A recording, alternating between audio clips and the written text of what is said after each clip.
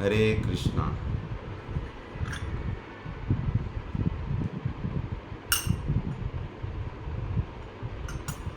जय राधा माधव कुंज विहारी,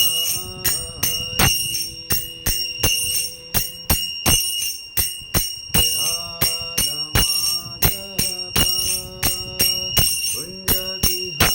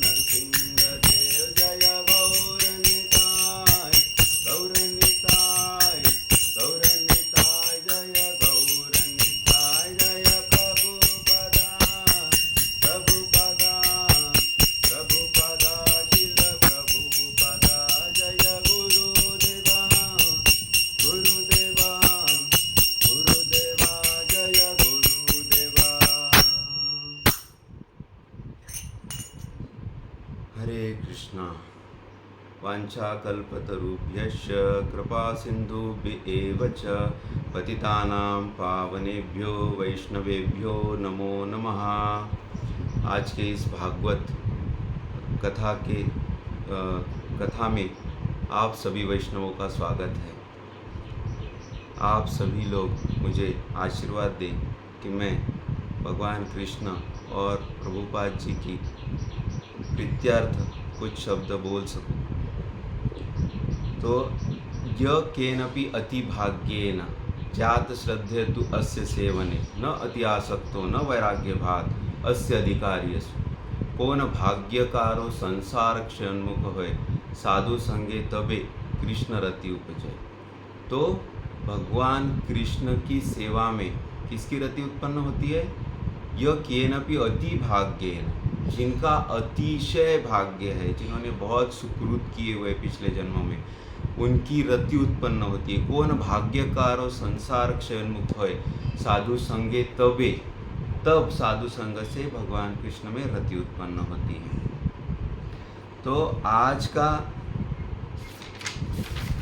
जो श्लोक है वो है छठा स्कंद, तीसरा अध्याय और 11वां श्लोक। तो मैं श्लोक पढ़ूंगा, उसके बाद शब्दार्थ और उसके बाद तात्पर्य। तो श्लोक है श्री बादरायणी उवाच इति देवास आपृष्ट प्रजासय्य मनयमा प्रीता स्वदूतान् प्रत्याह स्मरन् पादाम्बुजं हरे।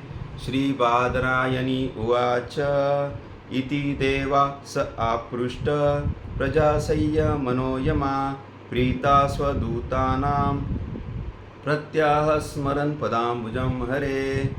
श्री बादरायणी उवाच इति देवा स आपृष्टा प्रजासय्य मनयमा प्रीता स्वदूतान् प्रत्याह स्मरन् पदाम्बुजं हरे। शब्दार्थ।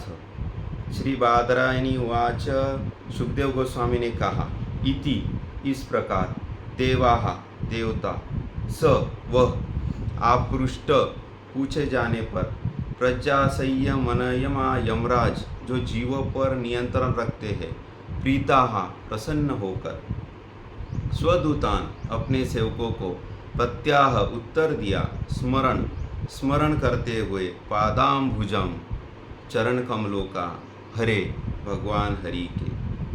तात्पर्य।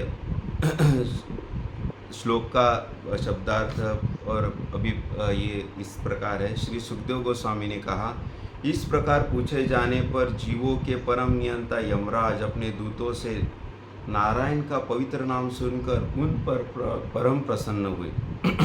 उन्होंने भगवान के चरण कमलों का स्मरण किया और उत्तर देना शुरू किया।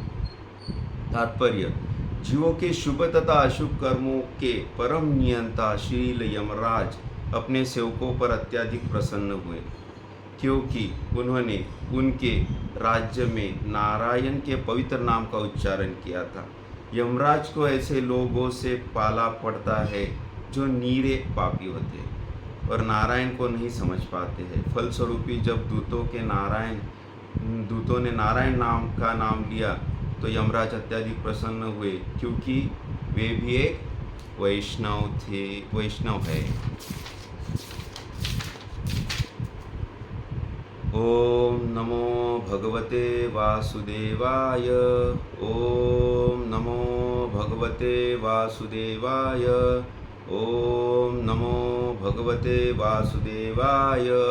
नारायणं नमस्कृत्यं नरं चैव नरोत्तमं देवीं सरस्वतीं व्यासं ततो जयमुदीरये। नष्टप्रायेषु भद्रेषु नित्यं भागवत सेवया भगवती उत्तम श्लोके भक्तिर्भवति नैष्टिकी। कृष्णाय वासुदेवाय देवकी नंदनाय च नंदगोपकुमाराय गोविंदाय नमो नमः। पंगुलंघायति गिरिं मुखमावर्तयेत् श्रुतिं यत्कृपा तदहं वन्दे श्रीगुरुदीनतारिणे परमानंदमाधवं श्री चैतन्यम ईश्वरम। हरे कृष्णा। सभी भक्तों का स्वागत है। तो हम छठा स्कंद तीसरा अध्याय और इसका 11वां श्लोक का तात्पर्य श्लोक पढ़े। तो इसमें ये बताया गया है कि यमराज जो संयमनीपुरी में रहते हैं वो अति प्रसन्न हुए नारायण का नाम सुन के। तो उसके बाद पूछने जाने के बाद यमदूत तो बहुत पहले से थे, लेकिन अभी उन्होंने पूछा कि नारायण कौन है। तो उसके बाद यमराज ने अपना लेक्चर देना चालू किया। तो इसमें हम ये देख सकते हैं कि जब श्रद्धा हुई, जब उन्होंने इंक्वायर किया तब उन्होंने उनका सत्संग चालू किया। तो अजामिल की जो कथा है, अजामिल की कथा में सबसे ज़्यादा गूढ़ रहस्य बताया गया भागवतम में। कौन सा? नाम। जितनी महिमा नाम की अजामिल के संवाद में बताई गई है उतनी और कहीं पे भी नहीं है। ना डीपली नाम के बारे में बताया गया है अजामिल के संवाद में। अजामिल की कथा के पूर्व 5वें स्कंद में नरकों का वर्णन, नरकों के वर्णन के बाद जब परीक्षित महाराज ने सुखदेव गोस्वामी जी से यह पूछा कि महाराज इस नरकों से कैसे बचा जा सकता है, तब अलग अलग पर्याय बताए सुखदेव गोस्वामी। तो सबसे पहले बताया कि पापों का प्रायश्चित करना पड़ेगा। अलग अलग पाप है। एक पाप हो गया जैसे शराब पीने वाला है, उसको लोहा पिघल के पीना चाहिए। तो घी, पिघला हुआ घी पी लेना चाहिए और देह त्याग करना चाहिए। तो ऐसे अनेक प्रायश्चित है अलग अलग पापों के। तो ये परीक्षित महाराज को कुछ भाया नहीं। उन्होंने अपनी नाराज़ी बताई नहीं, प्रकट की चेहरे से। फिर परीक्षित महाराज ने बताया कि क्वचित निवर्तते भद्रात क्वचित चरति तत्पुना प्रायश्चित्तम अथो अपार्थम मन्ये कुंजर शौचवत। ये कैसे है सब आपने जो बताया वो प्रायश्चित? कुंजर शौचवत ने जैसे गज स्नान रहता है वैसे ये सब प्रायश्चित। उससे वो नाखुश थे आंसर से। और सुखदेव गोस्वामी आगे गए और बोला तपसा ब्रह्मचर्येन शमेन च दमेन च त्यागेन सत्य शौचाभ्याम यमेन च नियमेन च देहवाक बुद्धिजम धीरा धर्मज्ञ श्रद्धान्विता क्षिपन्ति अघम महतपि वेणुगुल्वमिव नला। तपसा तप, ब्रह्मचर्य, शमेन च दमेन च इंद्रियो निग्रह, त्यागेन सत्य शौचाभ्याम, सत्य त्याग, शौच यानी शुद्धता, नियमेन च इन सब से पापों का नाश कैसे होता है? वेणुगुल्ममिव नला, जैसे जंगल में आग लगती है और बहुत सारी लताएं जल जाती है, लेकिन जैसे ही अगली बारिश आएगी फिर से उत्पन्न हो जाती है। तो ये सब परीक्षित महाराज को प्रसन्न नहीं कर पाया। फिर आखिर में जब देखा कि मेरा शिष्य बहुत परेशान हो चुका है, तब एक तगड़ा सॉल्यूशन बताया। और वो कौन सा है? केचिद केवलया भक्त्या वासुदेव परायणा अघम ध्वंती कार्स्नेन निहारमिव भास्करा। जैसे सूर्य के प्रकट होने से धुका चला जाता है, वैसे ही भगवान की भक्ति करने से सब पापों का नाश हो जाता है। अपि चेत सुदुराचारो भजते माम अनन्य भाग साधुरेव समंतव्य सम्यक व्यवस्थितो हि स। भगवान भगवद गीता में बोलते हैं अपि चेत सु दुराचारी, उसमें भी अपि चेत सु दुराचारो। ऐसा भी अगर मेरा अनन्य भाग से शरणागत होता है, भजन करता है, तो साधुरेव समंतव्य, उसको साधु मानो, क्योंकि उसके पापों का नाश हो जाता है। सर्वधर्मान परित्यज्य मामेकं शरणं व्रज अहम त्वा सर्व पापेभ्यो मोक्षयिष्यामि मा शुच। भगवान भगवद गीता में बोलते हैं। तो अजामिल की कथा में नाम की महिमा बताई गई। विष्णुदूत और यमदूतों के बीच जो संवाद हुआ उसमें नाम की महिमा है। जो अजामिल ने नारायण नाम का पुत्र, नारायण अपने पुत्र का नाम रखा, सबसे छोटे पुत्र का, उसमें नाम की महिमा है। साधु संघ की महिमा है, कैसे कि साधु आए और अजामिल के घर पे साधु आए और उन्होंने उससे प्रार्थना की कि आप अपने पुत्र का नाम नारायण रखिए। और सिर्फ नाम आभास से पुत्र का नाम उच्चारण से अजामिल का उद्धार हो गया, है ना। और यमराज और यमदूतों का संवाद है जिसमें भी नाम की महिमा बताई गई है, पूरा नाम नाम नाम। तो अजामिल का संवाद क्यों इतना गुह्य है? इसलिए क्योंकि जो सबसे महंगी चीज़ रहती है वो गुह्य रखी जाती है ना। किसी के पास बहुत सारे डायमंड है, लॉकर में रखेगा, घर में सेफ रहेगा, उसमें रखेगा, उसे पहन के पूरे डायमंड पहन के नहीं घूमेगा। तो वैसे ही नाम जो अति गुह्य है वो वेदों में, पुराणों में, भागवतम में गुह्यतम, उसको थोड़ा कवर करके रखा गया है, ओपनली नहीं बोला गया है। तो हम लोग देखेंगे जैसे कर्मकांड है, कर्मकांड बहुत विस्तृत से बताया गया है लेकिन उतनी नाम की महिमा नहीं बताई गई। तो अजामिल का संवाद जो है वो हमें नाम के बारे में बताता है, कैसे नाम लेने से, सिर्फ नाम आवाज़ से उसका उद्धार हो गया, सिर्फ नाम आवाज़ से उसका उद्धार हो गया। तो हम लोग आगे बढ़ते हैं। मनुष्य जन्म में 3 चीज़ें दुर्लभ है। कौन सी? दुर्लभम त्रय्यम एतत् देव अनुग्रह कारकम मनुष्यत्वम मुमुक्षत्वम महापुरुष संभव। सबसे पहले तो मनुष्य जन्म दुर्लभ है, उसके बाद मुमुक्षत्वम, अंदर से आना, श्रद्धा, फेथ, और जन्म मृत्यु जरा व्याधि, इनसे परेशान हो जाना और फिर साधु के पास जाना, महापुरुष संभवम, ये तीनों चीज़ें दुर्लभ है। तो सबसे पहले देखते हैं मनुष्यत्व कैसे दुर्लभ है। मनुष्य जन्म दुर्लभ है, मिले न बारंबार, पक्का फल जो गिर पड़ा बहुरी लगे न डार। मनुष्य जन्म दुर्लभ है, मनुष्य जन्म फिर से नहीं मिलता, अनंत कल्पों के बाद मिलता है। एक कल्प कितना बड़ा रहता है? 14 मनवंतर इतना, और एक मनवंतर कितना बड़ा रहता है? 72 दिव्य युग, और एक दिव्य युग 4 युग, और 4 तो जानती है, कलयुग, सतयुग और त्रेता युग और द्वापर युग, कितने बड़े। तो अनंत कल्पों के बाद मनुष्य जन्म मिलता है, इसलिए बोला गया है, सारे संतों ने महिमा गाई है, बहुत सारे शास्त्रों ने महिमा गाई है कि कैसे मनुष्य जन्म दुर्लभ है, मनुष्य जन्म दुर्लभ है, मिले न बारंबार, पक्का फल जो कर पड़ा बहुरी लगे न डार। भागवतम में बोलता है, दुर्लभम मनुष्यो देहो देहिनाम क्षण भंगुरा, तत्रापि दुर्लभम मन्ये वैकुंठ प्रिय दर्शनम। दुर्लभ मनुष्य देहो, मनुष्य जन्म दुर्लभ है, इसका नाश मत करिए। हमारे आचार्य बोलते हैं, मनुष्य जन्म पाइया राधा कृष्ण न बजिया, जानिते सुनिते विष खाएं। मनुष्य जन्म मिला है लेकिन भजन नहीं किया राधा कृष्ण का, विष खा रहे हो जानते सुनते। और मनुष्य जन्म के बारे में बोला गया है, योने सहस्राणि बहुनि गत्वा, योने सहस्राणि बहुनि गत्वा, लब्ध्वा दुःखेन लब्ध्वापि च मनुष्यत्वं, सुखावहं येन भजन्ति विष्णु ते वै मनुष्य आत्मनि शत्रुभूता। योने सहस्राणि बहुनि गत्वा, सहस्त्रों योनियाँ घूमने के बाद जब मनुष्य जन्म मिलता है, तब अगर सुख के पीछे भागते हुए, सुखावहम ये न भजन्ति विष्णु, अगर वो भजन नहीं करेंगे विष्णु का, तो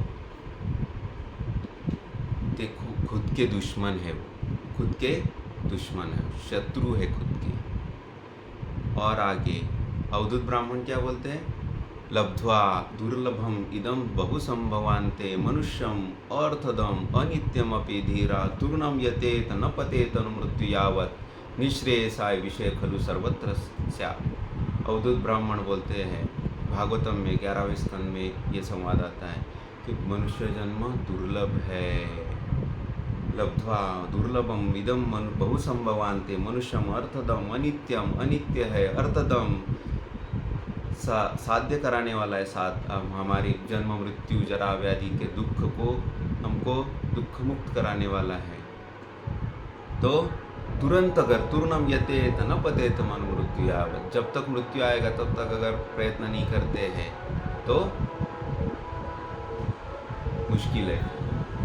और मुचुकुंद महाराज बोलते हैं, लब्ध्वा जनोयम दुर्लभमत्र मानुषम कथंचित अव्ययंग अयत्नात् नघा पादारविंदम न भजते असतमति, गृह अंधकूपे पतते यथा पशु।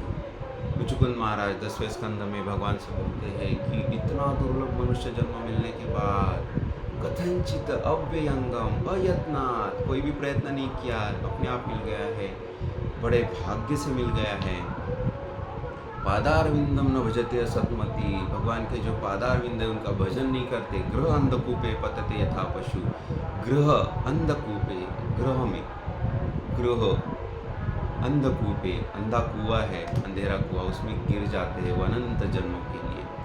न ते विदु स्वार्थ गति में विष्णु दुराशया ये बहिर्थ मानिना। प्रहलाद महाराज बोलते हैं न ते विदु स्वार्थ गति में विष्णु, वो अपना स्वार्थ जानते ही नहीं है, क्या करना है, भजन करना है, मनुष्य जन्म पाने के बाद भजन करना है, जानते ही नहीं। ऐसे बहुत सारे श्लोक है भागवतों में भरे पड़े। मनुष्य जन्म दुर्लभ है। मनुष्य जन्म अकेला ऐसा जन्म है जिसमें आप कमाई कर सकते हो। बाकी सब जन्मों में तो सिर्फ आपकी सेविंग खर्चा होती है, बाकी सब भोग योनि है। मनुष्य जन्म कर्म योनि है। मनुष्य जन्म में स्वतंत्रता दी हुई है, प्रारब्ध है, लेकिन प्रारब्ध के साथ भजन करने की स्वतंत्रता दी हुई है। और उस स्वतंत्रता का उपयोग नहीं करोगे तो जानिते सुनिते विष खाए, जानिते सुनिते विष खाए नो, वेस्ट कर दिया आपने मनुष्य जन्म अगर भजन नहीं किया तो, नाम नहीं लिया भगवान का तो। इतनी ज़्यादा महिमा है। कलयुग केवल नाम प्रतापा, सुमरे सुमरे के, ये तो नाम की महिमा हो गई। तो हम अगले इस पे मनुष्यत्वम मुमुक्षत्वम, मुमुक्षत्वम का क्या है? मुमुक्षत्वम यानी हम लोगों में श्रद्धा चाहिए जानने की। न श्रद्धावानम लभते ज्ञानम, भगवद गीता कहती है श्रद्धावानम लभते ज्ञानम तत्परा संयतेन्द्रिया ध्यानम लब्धा पराम शांतिम अचिरेण अधिगच्छति। तो श्रद्धा जिसके पास होगी उसी को फायदा होगा। हमारे पास सुपीक जमीन चाहिए, हमारे पास अगर सुपीक जमीन नहीं रहेगी तो फायदा नहीं। वो यह केनपि अति भाग्य नहीं हो गया। कौन भाग्यकारो साधु संगे, कौन भाग्यकारो संसार क्षणमुख होए साधु संगे, तब जाके साधु संग से उसको फायदा होगा। तो हमारे पास फर्टाइल लैंड चाहिए, सुपीक ज़मीन चाहिए। बीज तो देने के लिए साधु लोग तैयार है, लेकिन हमारे पास सुपीक जमीन चाहिए। जन्म मृत्यु जरा व्याधि, हमें दुख लगना चाहिए कि हाँ जन्म मृत्यु जरा व्याधि, मैं दुखी हूँ संसार में, मैं दुख भोग रहा हूँ संसार में, तब जाके फायदा होगा, तब जाके हम श्रद्धा उत्पन्न होगी। आदौ श्रद्धा ततो साधु संग अथ भजन क्रिया, फिर साधु संग करेंगे, फिर भजन क्रिया चालू होगी, ततो अनर्थ निवृत्ति से ततो निष्ठा रुचि, तथा फिर आगे के स्टेप्स। पहले तो श्रद्धा हो, श्रद्धा के बाद साधु के पास जाए, श्रद्धा ही नहीं हो पाती। तस्मात् गुरुम प्रपद्येत जिज्ञासु श्रेय उत्तमाम, ये भी 11वें स्कंद में श्लोक है। तस्मात् गुरुम प्रपद्येत, तब जाओ कब? जब संसार फीका लगने लगे, संसार में दुख प्रतीत हो, संसार में दुख अनुभव हो, जन्म मृत्यु जरा व्याधि, इन सब में चल रहा हूँ, आमी के नामार जारेता पत्र है, ये अंदर से लगने लगे कि मैं यहाँ जलन पा रहा हूँ, 3 गुण मुझे सता रहे हैं और मैं यहाँ सिर्फ दुख पा रहा हूँ। यह सर्वत्र दुख ही पाई, सिर धुनी धुनी पछताई, काल ही कर्म ही ईश्वर ही मिथ्या दोष लगाई। वो भगवान पे, काल पे, कर्म पे मिथ्या दोष लगाता है, सर्वत्र दुख पाता है। यही हर जीव की गति है संसार में। संसार दुखालय है तो है, यहाँ सुख नहीं मिल सकता। भगवान ने बोला है दुखालय अशाश्वत, तो ये दुखालय है, इसे हम अपने प्रयत्नों से सुखालय बना नहीं सकते हैं। तो आगे देखते हैं, न तस्य तत्व ग्रहणाय साक्षात, जब तक हमें अंदर से नहीं आएगा।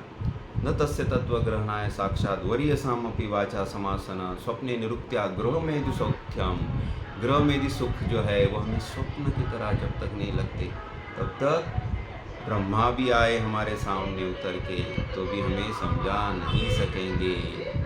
हम हमारे ही कर्मों में लगे रहेंगे, कर्म करते रहेंगे। सुखे सुखाय दुख मोक्षाय संकल्प ये कर्मणा, किस लिए कर्म करता है हर जीव? सुखाय दुख मोक्षाय संकल्प यह कर्मणा, सदा संकल्प करता है क्या? मैं सुखी हो जाऊँ, मैं सुखी हो जाऊँ, मैं सुखी हो जाऊँ। ये करूँगा तो सुखी हो जाऊँगा, ये करूँगा तो, ये मोबाइल लूँगा तो सुखी, ये पैसा करूँगा तो कमाऊँगा तो सुखी, बच्चा हो जाएगा तो सुखी, बच्चे की शादी हो जाएगी तो सुखी। लेकिन सुख मिलता है उसे? सुखाय कर्माणि करोति लोके न ते सुखम वा अन्यादु परमम वा विंदेत भूया ततएव दुखम यदत्र युक्तम भगवान वदेह। सुख के लिए हर कोई प्रयत्न कर रहा है लेकिन उसे दुख ही मिल रहा है। ये क्या चमत्कार है? इसके बारे में थोड़ा मैत्रेय मुनि मुझे बताइए, ऐसे विदुर जी कहते हैं भागवतम में। तो अभी और आगे बढ़ते हैं। महापुरुष संभवम दुर्लभम त्रय्यमेतत् देव अनुग्रह कारकम मनुष्यत्वम मुमुक्षत्वम महापुरुष संभवम। तो हम लोग हमारी जो वाणी है, जो इस्कॉन के भक्त है, कृष्ण भावनामृत संघ के जो भक्त हैं, उनकी वाणी हम लोग सिर्फ हमारे जो प्रभुपाद जी ने हमें दिया है शास्त्र, तात्पर्य, शब्दार्थ और जो उनके बुक्स है उनसे रिपीट करते हैं। तो जब भी हरे कृष्णा कोई भक्त है, हरे कृष्णा के कोई भक्त है, वो कोई सत्संग दे रहे तो प्रभुपाद जी की ही वाणी हम लोग सिर्फ एक पोपट की तरह रिपीट करते हैं प्रभुपाद जी के बारे। प्रभुपाद जी ने जो लिखा है वो और जो बोला है, ठीक है। तो महापुरुष संभवम, तो प्रभुपाद जी से बड़ा कोई संत, शील प्रभुपाद जी से बड़े कोई संत इस सदी में, इस युग में, जहाँ तक मुझे याद है मैंने तो सुने नहीं। महापुरुषों की जब भी नाम लिया जाएगा आगे या आगे आने वाले भागवत जो बताए जाएंगे आगे के युगों में, आगे के कल्पों में, तो प्रभुपाद जी का नाम ज़रूर आएगा। क्योंकि प्रभुपाद जी ने उनकी उम्र के 70 ईयर्स में जाके सब जीवों पे दया करते हुए अंतर्राष्ट्रीय कृष्ण भावनामृत संघ की स्थापना की। और उससे मेरे जैसे शुद्र जीव और हजारों जीवों को फायदा हुआ और वो कृष्ण भक्ति में लगे, वरना हमें कैसे पता चलता था। तो जगत गुरु की कई व्याख्या करनी है तो शील Prabhupada is the only best example, और कोई नहीं। और है, लेकिन पूरे विश्व में जिन्होंने कृष्ण भावनामृत का प्रचार किया वो शील प्रभुपाद। तो ऐसे प्रभुपाद का हमें संग मिल रहा है, इससे बड़ी क्या बात रहेगी ना। मनुष्य जन्म मिल गया है, मुमुक्षत्व हम हैं, तभी हम सब लोग यहाँ बैठे हैं। हम लोग सत्संग में आते हैं, सुनने के लिए आते हैं, मुमुक्षत्व है तभी आ रहे। और महापुरुष संभवम, प्रभुपाद जी जैसे का, शील प्रभुपाद जी जैसे महापुरुष का, उनके शिष्यों का, परम पूज्य बड़े बड़े जो सन्यासी गण है इस अंतर्राष्ट्रीय कृष्ण भावनामृत संघ में, उनका संग मिल रहा है। और इससे बड़ा कौन सा भाग्य रहेगा। बड़े भाग पायो सतसंगा, बिन प्रयास होई भवभंगा, पुण्य प्रताप बिना मिलई न संता, संत संगति संस्कृति कर अंता। पुण्य प्रताप बिना मिले न संता, जितने पुण्य कर्म आपने किए हैं उनका प्रताप क्या है? संत मिल जाना। और संत संगति से क्या होता? संस्कृति कर अंता, संस्कृति का अंत होता है, संसार का अंत होता है। अब मोहिबा भरस हनुमंता, बिना हरि कृपा मिलत नहीं संता। संत भी तब मिलते हैं जब हरि की कृपा होती है। हरि की कृपा दुर्लभो मनुष्य देहो देहिनाम क्षण बंकुरा, तत्रापि दुर्लभम मन्ये वैकुंठ प्रिय दर्शनम। एक कछुआ है जो समुंदर के तल में बैठा हुआ है, समुंदर के बॉटम एकदम नीचे, और एक लकड़ी है जिसमें एक छेद है, वो समुंदर में तैर रही है कहीं पे भी। तो एक कछुआ वो कछुआ जो बॉटम में बैठा है, नीचे बैठा है, ऊपर आएगा और उसका सर वो लकड़ी के छेद में से बाहर आएगा। इसकी कितनी प्रोबेबिलिटी है? इसके कितने चांसेस है? बहुत ही कम, बहुत ही कम, बहुत ही दुर्लभ।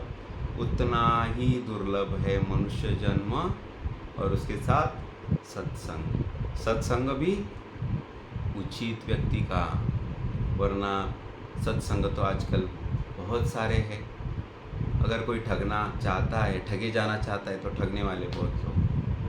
तो सही सत्संग भी मिलना चाहिए, तब जाके हमारा उद्धार होगा।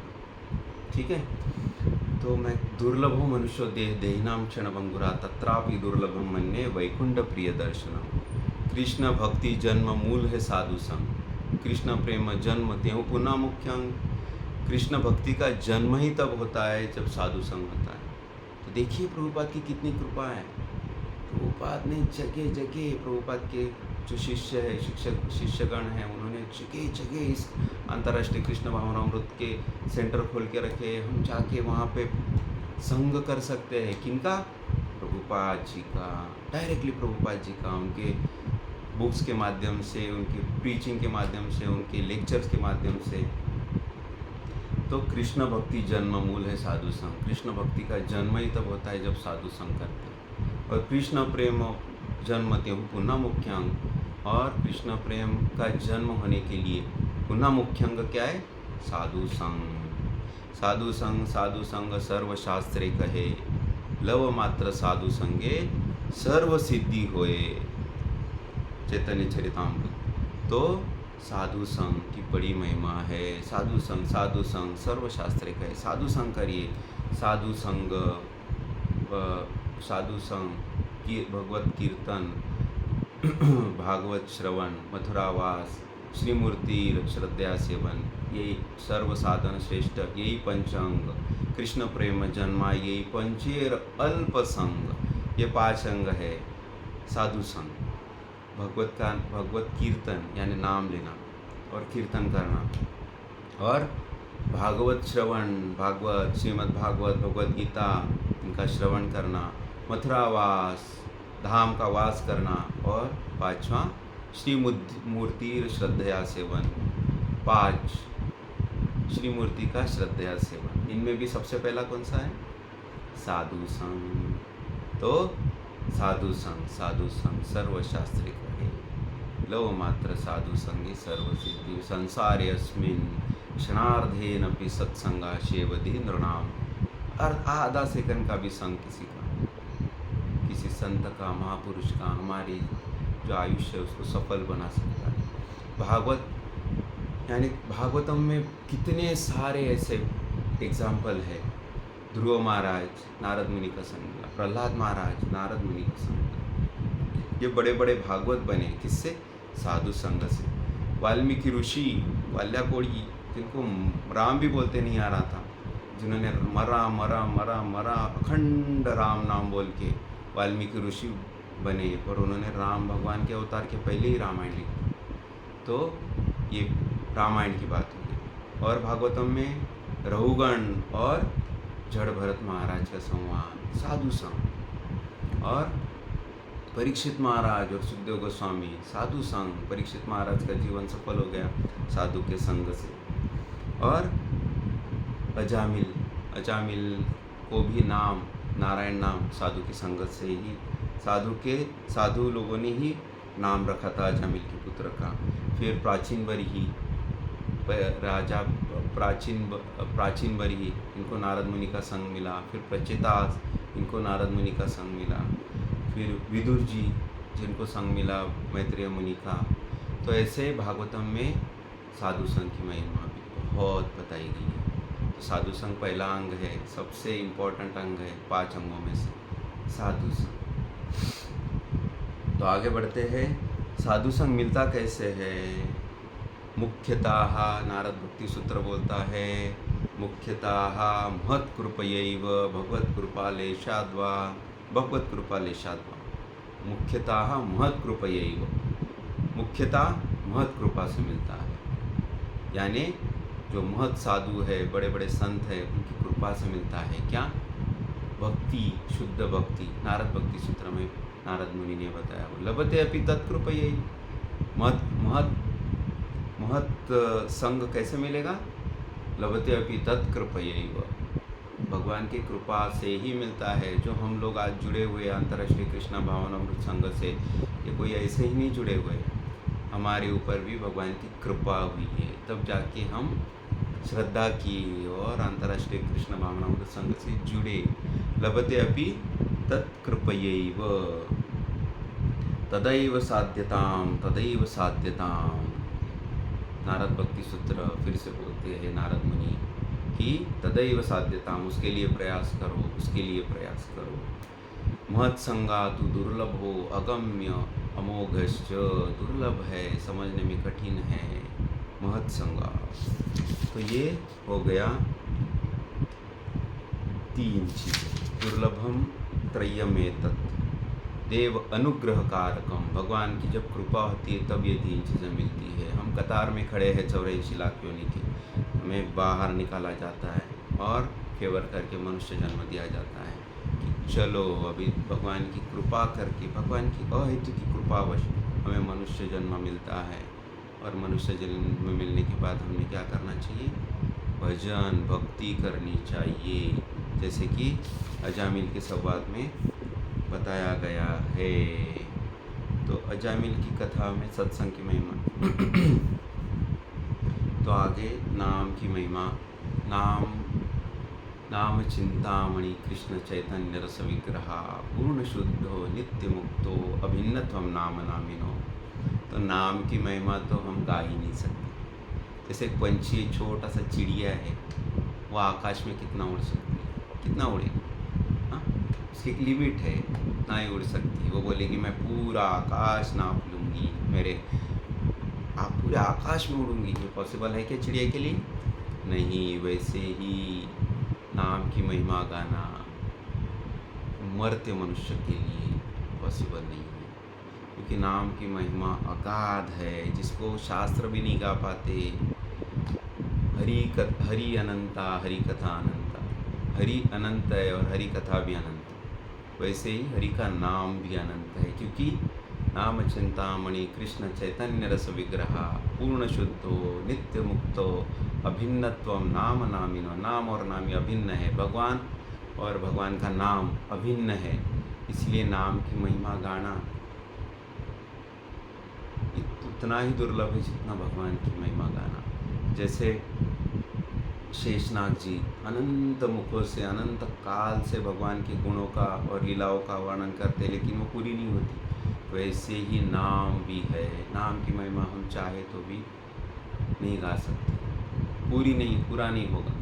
जैसे मिट्टी के छोटे छोटे कण हैं, कोई एक ब्रह्मा जी बोलते हैं कोई गिन भी लेगा पूरे आयुष्य में, लेकिन भगवान के गुणों का कीर्तन और भगवान के गुणों का सही वर्णन नहीं कर पाएगा, कितने देवताओं का आयुष्य मिलके भी। वैसे ही नाम की महिमा का भी हम लोग पूरा वर्णन नहीं कर पाएंगे। तो नाम अभी नाम चिंतामणि कृष्ण चैतन्य रस विग्रह, पूर्ण शुद्धो नित्यम मुक्तो अभिन्नत्वम नाम नामिनो। गोलोकेर प्रेम धन हरि नाम संकीर्तन, क्योंकि ये गोलोक से आया हुआ है। तो शास्त्र बहुत सारे जो संत हैं उन्होंने गा के रखी नाम की महिमा, वो हम अगली बार जब कथा करेंगे तब सुनेंगे। तो हम लोगों को प्रभुपाद ने जो आज्ञा दी है वो है 16 माला करने की, मिनिमम 16। तो मैक्सिमम उसके लिए कोई लिमिट नहीं है। तो हमने अखंड नाम लेने का प्रयास करना चाहिए। अव्यारुत्त बचना मिनिमम है। हमें एक गुलाब जाम मिला, हम बोलते क्या कि हाँ एक ही दो। सामने वाले अगर हमारे प्रसाद डिस्ट्रीब्यूशन वाले हमारे ऊपर अनुग्रही रहेंगे तो हो सकता है 3, 4, 5 भी मिल जाए, है ना। तो वैसे ही है, हमने प्रभुपाद ने दिया है मिनिमम। क्यों? क्योंकि हमें टेस्ट निर्माण, हमें उसमें एक आनंद का अनुभव हो, और तब हमारी जो 16 माला है वो आगे बढ़ते हुए जाएंगे। तो मिनिमम 16 माला है। मर्दनम गुणवर्धनम, जैसे जड़ी बूटियाँ है, उनको जितना रगड़ेंगे उतना उनका गुण प्रकट होगा, है ना। वैसे ही नाम है, जितना हम नाम को रगड़ेंगे, उतना ही नाम अपने गुण प्रकट करेगा। अपराध रहित नाम जब हम रटेंगे बार अव्यारुत्त भजनात्, नारद भक्ति सूत्र में नारद मुनि कहते हैं अव्यारुत्त भजनात्। तत्व विषय त्यागात् संग त्यागाश्च, विषय त्याग करने से और दुस्संग का त्याग करने से जब हम नाम प्रयास करेंगे, मन लागे या ना लागे, जब हम नाम लेने का प्रयास करेंगे अविरत अव्यारुत, तब हमें और महसूस होगा कि नाम भगवान कैसे कृपा कर रहे हैं। कहाँ कहूँ लगी नाम बढ़ाई, राम न सके नाम गुण गाए। भगवान राम भी नाम की महिमा कितनी है वो नहीं गा पाते हैं। तो हम ऐसा नाम हमें मिला है तो हमने नाम लेना चाहिए, नाम लेने का प्रयास करना चाहिए। मिनिमम 16 माला तो मिनिमम है, मैक्सिमम। जैसे दूध से दही है, दूध में ही घी है और दूध में ही घी भी है, वैसे ही नाम है। नाम में ही प्रेम है। सिर्फ हमें वर्धनम गुणवर्धनम रगड़ने की ज़रूरत है। अगर मैं बोलूँगा कि हाँ मेरे पास है दूध, इसको मैं एक दिन ऐसा करूँगा, दूसरे दिन, तीसरे दिन, तो वैसा नहीं होगा। नाम लेना है लेकिन मिनिमम 16 माला और ज़्यादा से ज़्यादा नाम लेने का प्रयास करना है। तब जाके नाम का जो अनुभव है, नाम का अनुभव किस में है? बहुत सारे भक्तगण या चर्चा होती है कि नाम का अनुभव किस में है। नाम का अनुभव नाम में ही है। किसी को नाम का अनुभव है कि नहीं है कैसे पता चलेगा? वो कितना नाम लेता है उससे पता चलेगा, है ना। अगर किसी को नाम में रुचि नहीं है, किसी को नाम में टेस्ट नहीं है, वो कम नाम लेगा। और अगर कोई जिसको नाम में आनंद आता है वो ज़्यादा नाम लेगा। तो ऐसे ही है वर्धनम गुणवर्धनम। तो हम ज़्यादा से ज़्यादा नाम लें ताकि ज़्यादा से ज़्यादा जल्दी प्रेम नाम का जो दूध से घी, बटर और घी जैसे बाहर आता है, वैसे नाम से शुद्ध भक्ति और कृष्ण प्रेम बाहर आए। अपराध नहीं रहित नाम लेना चाहिए। तो यहाँ हम रुकेंगे, अगली बार अगले श्लोक में फिर से जो रहा हुआ नाम की चर्चा है वो करने का प्रयास करेंगे। हरे कृष्णा। वंशाकल्पतरुभ्यश्च कृपा सिन्धुभ्येव च पतितानां पावनेभ्यो वैष्णवेभ्यो नमो नमः। हरे कृष्णा।